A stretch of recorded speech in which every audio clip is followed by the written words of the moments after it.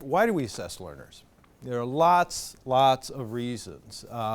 Sometimes we assess learners to figure out where they belong in a program, in a course of study. So where are we going to place them? We do a lot of assessment to select people. We will often do assessment to diagnose problems. So a student isn't doing well and we're trying to figure out what the issue is. Is it a learning disability? Is it motivational? Is it background preparation?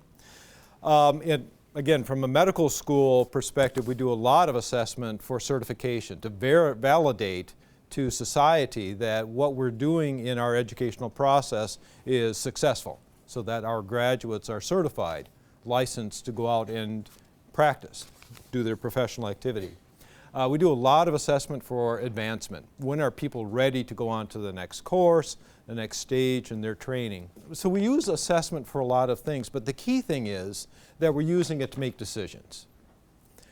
So assessment is for a purpose. It's not just to do it because we have to do it. We don't do a test simply because we have to do a test. We're trying to make a decision. And the decisions that we're trying to make require data.